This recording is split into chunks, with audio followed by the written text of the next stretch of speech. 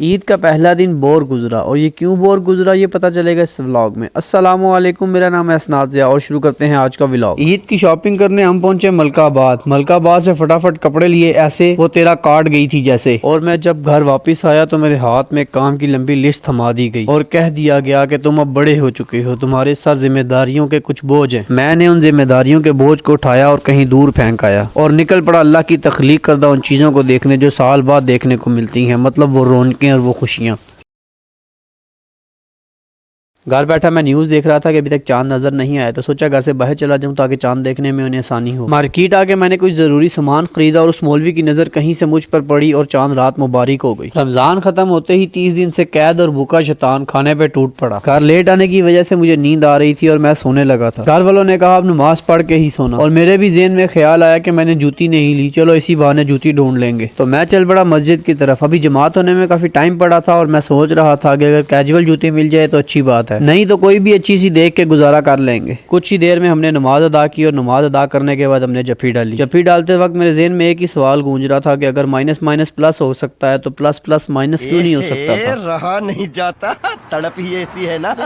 मैं घर पहुंचा, थोड़ा सा पायों का नशा किया और सेशन स्टार्ट किया ईदी देने का और ईदी लेने का। मैं तो अपनी तरफ से एक कापी खोल के लाया था कि पूरी हो जाएगी, लेकिन पता नहीं क्यों बच्चे ज्यादा हो गए हैं या मैं सखी हो गया हूँ। इस उम्र में ये बच्चे 500,000 लेके खुश नहीं है और हम 100 रुपया लेके इस उम्र में ऐसे फिरते थे जैसे पिछले जन्म में मुकेश अंबानी हमारा यार था। फिर बच्चों की तस्वीरें और वीडियो बनाई और तैयारी करने लगा सोने की। स्लीपिंग सूट चेंज किया, बेड को साफ किया, कंबल को सीधा किया और राजा गया नींद की उन वादियों में जिन वादियों में उसको वो सब कुछ मिलता है जो वो चाहता है। अभी मैं सो ही रहा होता हूँ कि फोन बजता है और कोई जानी पहचानी आवाज में कहता है बाहर आ। मैं उठा, मैंने फोन उठाया और चल पड़ा उस शख्स को देखने जिसने मेरे ख्वाब पूरे नहीं होने दिए। मैं बाहर निकला और मैंने देखा ये तो वही पाप है जो मैंने पिछले जन्म में किए थे। दरअसल ताहा इकबाल मीर साहब रेडियोग्राफर है और उनको हमने लेके जाना था अपने साथ एक्सरे करवाने छोटी का। हम निकल पड़े हॉस्पिटल की तरफ और आज ईद का पहला दिन था और मौसम भी कह रहा था पूरा रमजान तुमने सब्र किया है, अब मार लो मौजे, हो गया हूँ मैं ठंडा। हॉस्पिटल की पार्किंग में हमने बाइक पार्क किया और अब हम जा रहे थे देखने के कोई अवेलेबल भी है या नहीं। ये जो आप ताहा की चुदराहट देख रहे हैं ये इस वजह से है कि यहाँ काफी ऐसा काम कर चुका है, लेकिन ये वो मिसाल भूल रहा है जो मैं भी भूल चुका हूँ। नीचे बंदा चेक करने के बाद हम आ गए हैं ऊपर मेन रिसेप्शन पे स्लिप बनवाने, क्योंकि छोटी आ रही थी तारा के साथ। और अगर आप तारा को नहीं जानते तो आपको मेरे पिछले व्लॉग देखने होंगे। खाली हॉस्पिटल होने के बावजूद हमें पहला नंबर मिला, ये हमें फायदा था ताहा को साथ ले जाने का। हम रिपोर्ट का इंतजार कर रहे थे और इधर चाबी वाली गुड्डी अपने मजे में ढोल बजा रही थी।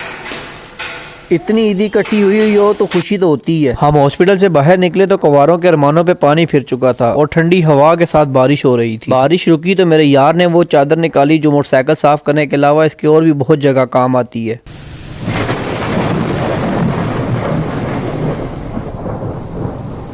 वापिस आते हुए थोड़ी सी भूख महसूस हुई तो हमने तंदूर से रोटियां पकड़ ली और हम पहुंचे घर। घर आगे पता चला कि भाई इधर तो सीन फुल ऑन है, आज तो फास्ट फूड सारा घर में ही मिलने वाला है। हमने भी एक गोलगप्पे की प्लेट और 2 शोरमे ऑर्डर कर दिए। थोड़ी देर में जब हमें ऑर्डर मिला और हमने चेक किया उसका टेस्ट, तो जायका तो आपको पता है बहुत ही डल्लन टॉप है। खा पी के ताहा चला गया अपने घर और मैं लगा हूं सोने। मिलते हैं इंशाल्लाह नेक्स्ट व्लॉग।